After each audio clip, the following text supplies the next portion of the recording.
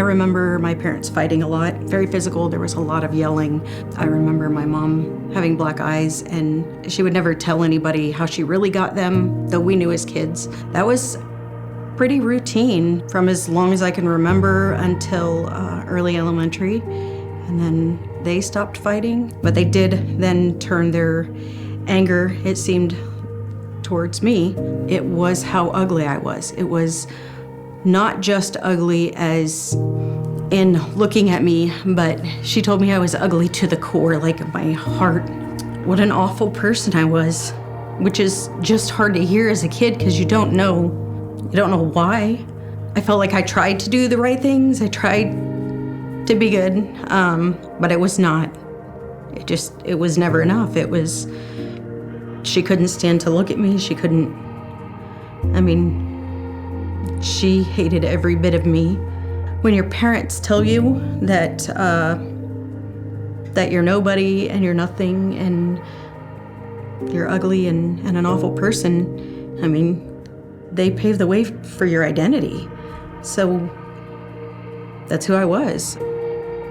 My mom would wake us up on Sundays and send us to church, just my sister and I. I learned that if you were bad, God would send you to hell. It was actually quite scary to listen and pay attention in church. I knew that I was a bad kid.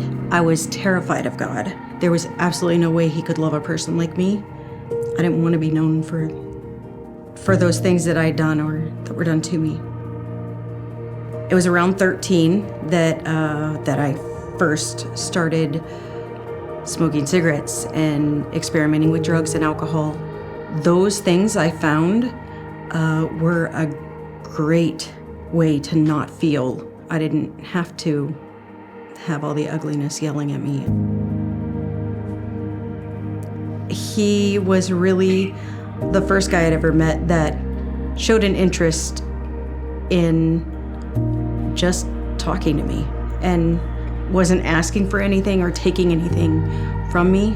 So he had joined the military right out of high school and was stationed in Texas, and so came home and we got married, and then we moved to Texas. We were young, we were 19 and 20, and that was a lot of pressure on Tim to take on all these expectations that he didn't even know I had. And so there was a lot of fighting in those 2 years. There was a lot of arguments. I didn't know how to be married, and I didn't know how to live with someone who didn't hurt me.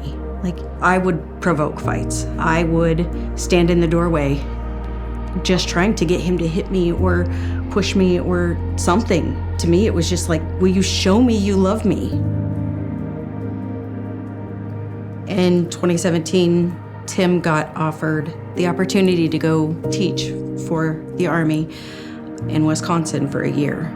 He was really excited about it, and honestly, like every part of me wanted to beg him to stay, and I couldn't do that because I felt like it was selfish, because I didn't feel like I was worth him staying. I turned to alcohol and drugs, and I spiraled. It was my rock bottom. My entire life, like I would never, and I was doing all the things that I would never do.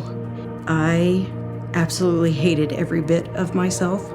I was pushing everyone away from me, my kids and Tim. I wanted to die. I just did, because I felt like that was a better option.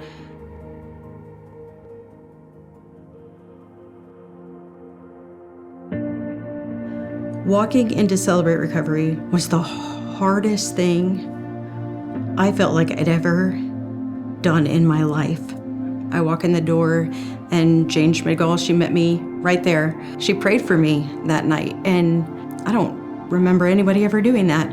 She prayed for me by name to a God that I didn't know. I just remember crying, and I didn't even know why I was crying, other than I felt love from people I didn't know, and from a God I didn't know. And they talked about Jesus in a way that I'd never understood, that I didn't have to be good in order for Jesus to see me. He loved me in my mess and my brokenness, and it was intriguing. And I say intriguing because I did not believe it. I just thought, I got to come back here. I would go to CR, and I would go to church and do Bible study, and I would, listen to sermons and podcasts, and I knew all the things and all the answers, and still waiting for that moment to let my heart believe it. It was just so hard to understand that it really was for me. I was reading in Luke. He says, though your sins are many, you're forgiven.